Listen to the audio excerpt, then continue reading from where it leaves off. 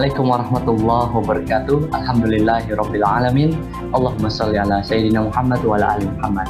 Pemirsa, salam jumpa kembali di program Kabar Petang edisi Kamis 23 September 2021 bersama saya Fatih Salahuddin. Selama beberapa waktu ke depan, kita akan menelaah berita paling menarik hari ini, membacanya bersama narasumber yang berkompeten dan tentu dari sudut pandang Islam. Pemirsa, inilah Kabar Petang selengkapnya.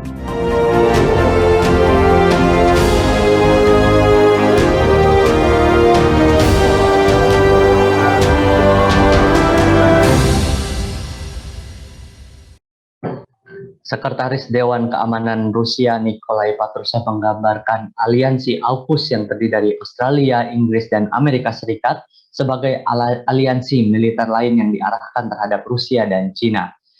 Ia juga menekankan bahwa usaha ini menempatkan seluruh arsitektur keamanan Asia dalam bahaya. Dalam wawancaranya dengan surat kabar argumen Fakti Rusia, Patrushev menggambarkan aliansi kuat yang terdiri dari Amerika Serikat, India, Australia, dan Jepang sebagai prototipe NATO Asia. Beberapa saat yang lalu, sebuah blok militer baru dibentuk di kawasan itu.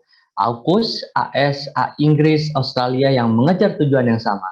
Hebatnya, Amerika memeras mitra mereka, Perancis meraih kesepakatannya yang menguntungkan untuk pembangunan kapal selam nuklir. Untuk Canberra, rupanya solidaritas Atlantik ada harganya. Ia menambahkan demi mewujudkan usaha Gedung Putih lainnya, demi memperkuat kontrol atas kawasan Asia Pasifik yang menjanjikan seluruh arsitektur keamanan di Asia terpapar bahaya dan prasyarat sedang dibuat untuk merusak prestisi Asosiasi Negara-Negara Asia Tenggara dan Asosiasi Negara Regional lainnya. Pemirsa, apa sebenarnya tujuan real dari terbentuknya poros AUKUS? Bagaimana posisi Republik Indonesia di tengah ketegangan antara Cina dan AUKUS? Apakah AUKUS akan meningkatkan ketegangan di kawasan Asia Pasifik? Untuk membahasnya, kami telah terhubung dengan pengamat hubungan internasional, Bung Budi Mulyana. Assalamualaikum, Bung Budi. Waalaikumsalam warahmatullahi wabarakatuh, Bung Fatih. Bung Budi, bagaimana kabarnya? Alhamdulillah, agak dingin nih di Bandung. Alhamdulillah, baik. Bu, boleh kepada pertanyaan pertama saya dalam diskusi kita pada hari ini. Aliansi militer baru antara Amerika Serikat dan Australia dan Inggris berbuntut pada sokongan pengadaan kapal selam, Bung, bertenaga nuklir untuk Australia. Sebenarnya, Bung, apa tujuan real dari terbentuknya poros AUKUS? Lalu, apa rencana AS dalam fakta AUKUS ini? Ya, sebenarnya aliansi militer ya antara Amerika, Australia khususnya di kawasan Pasifik ini kan bukan aliansi yang baru ya. Walaupun memang istilah AUKUS ya, Australia, UK and US ya. Australia, Inggris dan Amerika ini istilah yang baru dimunculkan. Tapi kerjasama militer di antara ketiga negara ini karena mereka secara historis saling terkait ya. Australia ini kan masih menjadi negara dominionnya Inggris ya, di mana Ratu Elizabeth adalah kepala negara Australia. Kemudian kita tahu Inggris dan Amerika ini menjadi sekutu yang kuat ya pasca Perang Dunia Kedua. Dan mereka bersama di dalam NATO, North Atlantic Treaty Organization. Jadi kerjasama di antara mereka sudah terjalin sejak lama. Pada saat Perang Dunia Kedua dan Perang Dingin, eksistensi Amerika di kawasan Pasifik ini disokong oleh Australia salah satunya. Di samping ada negara-negara sekutu Amerika lain di kawasan tersebut. Jadi sebenarnya ini bukan suatu hal yang semestinya ya, bukan suatu hal yang baru dan mengagetkan gitu. Karena memang mereka sudah terjalin hubungan yang erat sejak lama. Memang dipicu dengan pengadaan kapal selam bertenaga nuklir yang dipesankan oleh Australia. Ini akan meningkatkan eskalasi ketegangan militer lah ya di kawasan Pasifik ya. Terlebih kalau kemudian dikaitkan dengan menguatnya eksistensi Cina di kawasan ini. Jadi saya melihat bahwa tujuan real dari munculnya AUKUS ini pertama adalah ini warning ya, sinyal terhadap menguatnya eksistensi Cina. Dan kita tahu Amerika akan mengalihkan perhatian dari kawasan Timur Tengah ya, ke Pasifik, ditandai dengan penarikan mundur pasukan Amerika di Afghanistan gitu. Jadi itu yang pertama, sinyal warning gitu, bahwa jangan main-main dengan kawasan ini karena kawasan ini juga menjadi kawasan di bawah pengaruh Amerika Serikat. Nah yang kedua, di sisi lain ini juga menjadi secara secara politis menguatkan relasi hubungan antara Amerika dan Inggris di satu sisi, yang ini kalau dalam konteks percaturan politik Eropa di mana persaingan antara Inggris dan Perancis menguat, di sini juga ada implikasinya gitu. Karena kita tahu yang merespon cukup negatif terhadap kemunculan AUKUS ini adalah Perancis ya. Dan ini menjadi, saya melihat persaingan ya, persaingan yang terjadi di kawasan Eropa, walaupun peristiwanya terjadi di Pasifik, tapi persaingan Inggris dan Perancis juga muncul di dalam kemunculan AUKUS di kawasan Pasifik ini. Itu Bung Fatih. Sebenarnya Bung, apa garis-garis besar polugri Amerika Serikat di bawah kepemimpinan Biden, khususnya di kawasan Asia Pasifik, Bung? Ya, memang Biden ini kan mengkonsentrasikan ya hubungan politik luar negerinya dari Timur Tengah ke Pasifik. Ya. Salah satu statement yang dia sampaikan bahwa dia mewaspadai manuver-manuver yang dilakukan oleh emerging power Cina gitu. Maka Pasifik ini menjadi kawasan yang perhatian priority bagi Amerika Serikat. Kita tahu kalau kita baca secara historis memang Amerika ini belum memiliki jaminan yang kuat di kawasan Pasifik ya. Kalau kemudian kita bicara di Atlantik ya, sebelah timur Amerika sudah ada NATO dan itu sudah teruji puluhan tahun pada masa Perang Dingin. Tapi di Pasifik ini kan Amerika memang tidak memberikan perhatian khusus. Maka ketika meningkat emerging power-nya Cina, nah ini perhatian yang mulai diberikan oleh Amerika di kawasan ini gitu. Di satu sisi Amerika menjalin hubungan yang lebih erat lagi dengan sekutu-sekutunya. Kita tahu Amerika punya sekutu kuat dengan Jepang, dengan Korea Selatan gitu ya.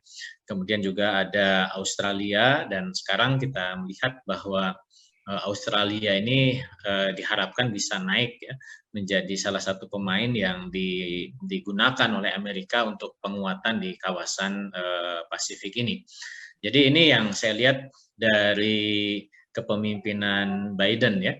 Jadi dia lebih memfokuskan perhatiannya di kawasan Pasifik ini. Itu Bung Fatih. Baik, saya pemirsa dan kami ingin tahu gimana reaksi Bung Budi atas yang terganggu oleh AUKUS ini, termasuk Beijing atas fakta AUKUS. Lalu bagaimana sebenarnya kekuatan militer Tiongkok di kawasan tersebut dan apa saja gitu, Bung? Apakah sudah ada manuver-manuver Tiongkok terhadap provokasi AUKUS ini, Bung? Ya, China itu saya sebut tadi dia emerging power. Pasca meningkatnya kekuatan ekonomi Cina, Cina kan mencoba menaikkan leverage-nya ya, menaikkan level interaksi internasionalnya menuju level global. Dan yang terdekat yang kemudian senantiasa Cina gunakan untuk menjadi test case ya dalam konteks percaturan di kancah global adalah di kawasan Pasifik gitu. Kita masih ingat bagaimana Cina mengeluarkan Nine-Dash Line ya. Nah, dia mengklaim wilayah laut di Laut Cina Timur sampai ke Laut Cina Selatan yang itu menabrak kesepakatan UNCLOS gitu, dan itu menjadi pemicu konflik. Dan klaim Nendas Land ini kan juga tidak hanya klaim, tapi juga Cina provokasi, kalau kita disebut sebagai provokasi, dengan pengiriman patroli kapal laut di sana, bahkan pengiriman drone laut ya untuk pemetaan di kawasan tersebut gitu. Dan itu terus dilakukan oleh Cina gitu. Makanya saya melihat bahwa AUKUS ini justru respon terhadap manuver-manuver yang dilakukan oleh Cina, termasuk juga beberapa kegiatan yang dilakukan oleh Amerika dan sekutunya di kawasan Pasifik ini adalah dalam rangka mewaspadai ya manuver-manuver politik yang dilakukan oleh Cina. Ya pastinya Cina atau Beijing tidak senang ya dengan penguatan hubungan antara Amerika, kemudian Inggris dan Australia. Walaupun saya yakin Cina juga paham bahwa memang Inggris dan Amerika ini adalah sekutu kuat gitu. Dan keberadaan Australia ini juga sebagai base lah ya, sebagai titik tolak di mana memang Australia ini kan negara yang betul-betul eksis hadir ya di Pasifik, sedangkan Amerika dan Inggris itu kan masih di balik bumi, maksudnya sangat jauh dari kawasan ini. Maka Australia lah yang nanti akan menjadi base kalau misalkan eskalasi politik di kawasan Pasifik ini terjadi ya. Walaupun tadi saya sebut bahwa Amerika juga sebenarnya punya sekutu-sekutu lain di kawasan Pasifik ini. Jadi pasti Beijing tidak senang ya, dan dia akan merespon secara negatif keberadaan aliansi ini. Kalau bicara tentang kekuatan politik, kekuatan militer ya, memang kalau dari sisi level kekuatan militer China, kalau dihadap-hadapkan dengan Amerika memang belum sepadan sebenarnya. Global firepower itu memberikan peringkat Cina itu masih di level 3 ya, setelah Amerika Serikat dan Rusia gitu. Dan walaupun dia punya manpower yang cukup banyak, Cina itu dari sisi jumlah personil pasukan, tapi dari sisi kekuatan alutsista, tentu Cina ini walaupun sekarang terus berusaha meningkatkan kualitas teknologinya, dia masih di bawah Amerika dan sekutu-sekutunya. Apalagi kalau bicara pengalaman peperangan gitu ya. Cina dalam sejarah adalah negara yang belum pernah terlibat di dalam perang besar dunia ya. Walaupun di Perang Dunia Kedua kan dia menjadi sekutu Amerika ketika melawan Jepang dan Nazi Jerman dulu di Eropanya gitu. Jadi memang masih belum sepadan sebenarnya, tapi tadi saya sebut bahwa Cina ini kan emerging power, negara yang terus meningkat kekuatannya. Bagi Amerika sebagai negara hegemonik, dia tentu tidak nyaman ketika muncul kekuatan baru yang akan mengancam posisi Amerika sebagai negara adidaya gitu.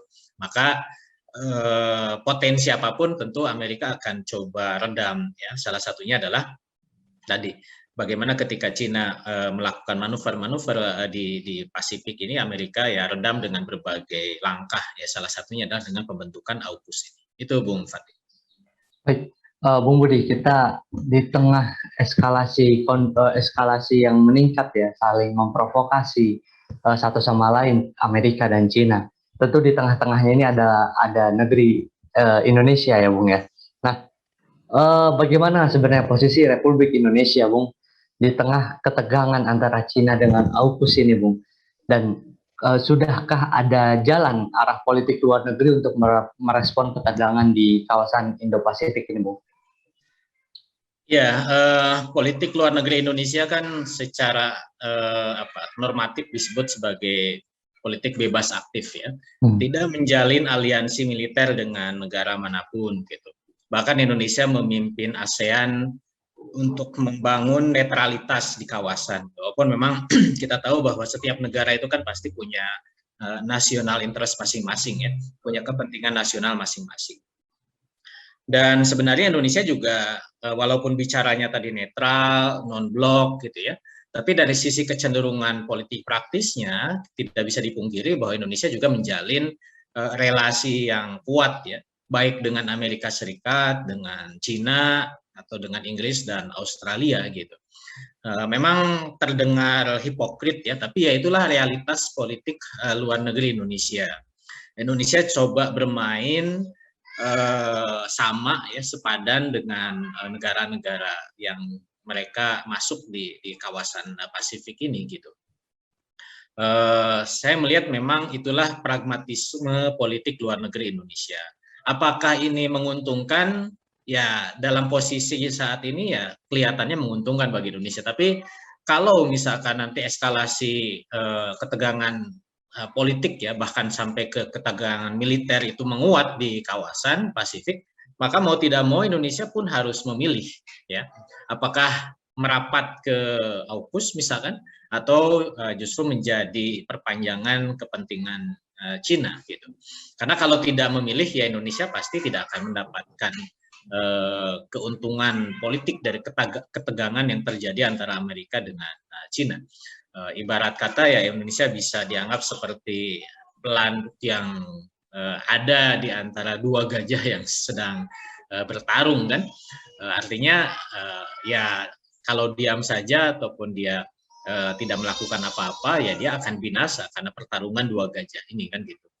Maka disinilah memang kehati-hatian sikap Indonesia di dalam merespon ini memang suatu hal yang wajar, tapi di sisi lain ya Indonesia selama memang posisi leverage politiknya belum sepadan dengan kedua adidaya itu ya Amerika atau Cina, ya mau tidak mau Indonesia dia menjadi negara objek gitu. Menunggu saja siapa yang menang di antara pertarungan mereka, ya Indonesia pasti akan merapat ke siapa yang menang seperti itu. Itu Bung Fatih.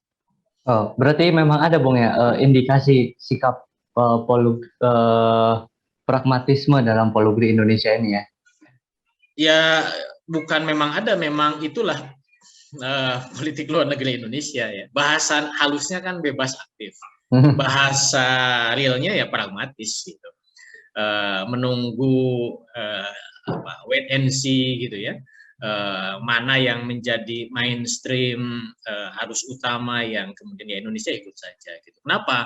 Ya karena Indonesia tidak punya sikap standing point yang kuat ya untuk memimpin kancah global itu belum sampai ke arah sana gitu.